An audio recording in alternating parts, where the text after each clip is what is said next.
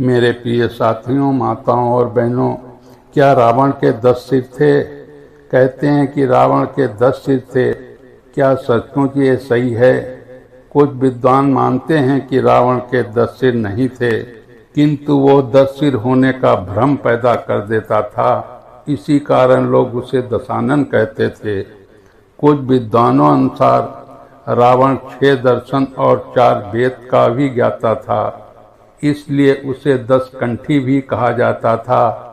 10 कंठी कहे जाने के कारण प्रचलन में उसके 10 सिर मान लिए गए हैं। जैन शास्त्रों में उल्लेख है कि रावण के गले में बड़ी बड़ी गोलाकार 9 मणियां होती थीं।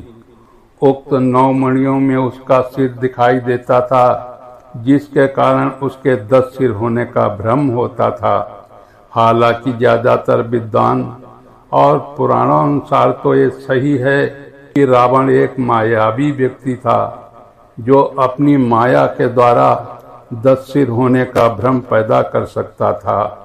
उसकी मायावी शक्ति और जादू के चर्चे जग प्रसिद्ध थे। रावण के 10 सिर होने की चर्चा रामचरितमानस में आती है।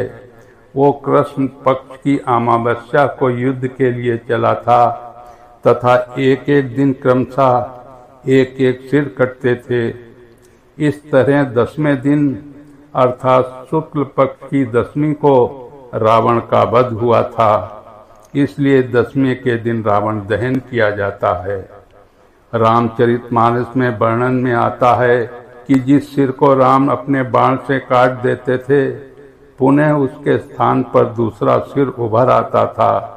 विचार करने की बात है कि क्या एक अंग के कट जाने पर वहां पुनः नया अंग उत्पन्न हो सकता है? वस्तुतः रावण के ये सिर कृत्रिम थे, आसुरी माया से बने हुए थे।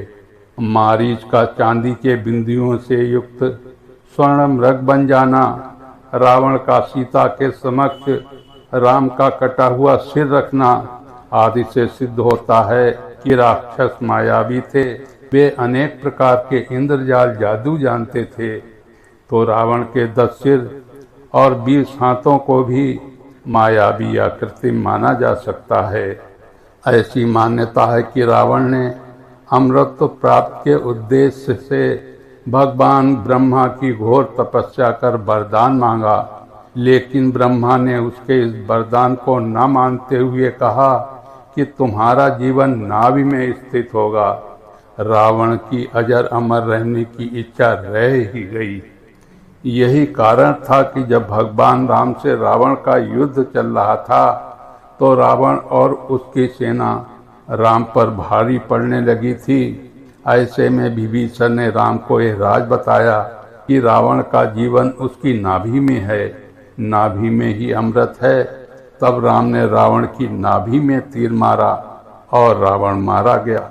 रावण ब्राह्मण पिता और राक्षस माता का पुत्र था। वाल्मीकि रामायण के अनुसार रावण पुलस्त्य मुनि का पोता था, अर्थात उनके पुत्र विश्वश्रवा का पुत्र था। विश्वश्रवा की बरबनी और कैकसी नामक 2 पत्नियां थीं।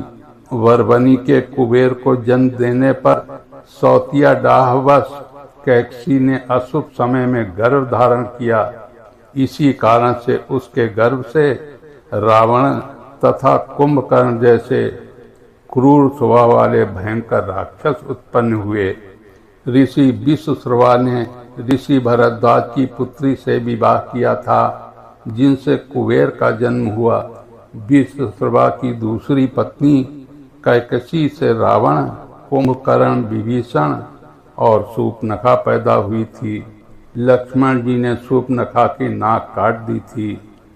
कुबेर को बेदखल कर रावण के लंका में जम जाने के बाद उसने अपनी बहन शूर्पणखा का विवाह कालका के पुत्र दानवराज विद्युविहा के साथ कर दिया। उसने स्वयं दिति के पुत्र मय की कन्या मंदोदरी से विवाह किया, जो हेमा नामक अप्सरा के गर्भ से उत्पन्न हुई थी। माना जाता है कि मंदोदरी राजस्थान के जोधपुर के निकट मंडोर की थी। विरोचन कुमार बलि की पुत्री वज्रज्वाला से कुंभकर्ण का और गंधर्वराज महात्मा शैलूष की कन्या शर्मा से विभीषण का विवाह हुआ। कुछ समय पश्चात मंदोदरी ने मेघनाद को जन्म दिया, जो इंद्र को परास्त कर संसार में इंद्रजीत के नाम से प्रसिद्ध हुआ। मंदोदरी से रावण को पुत्र मिले। इंद्रजीत, मेघनाद, महोदर, प्रहस्त, विरूपाक्ष, भीकमवीर। ऐसा माना जाता है कि राम रावण के युद्ध एकमात्र विभीषण को छोड़कर उसके पूरे कुल का नाश हो गया था।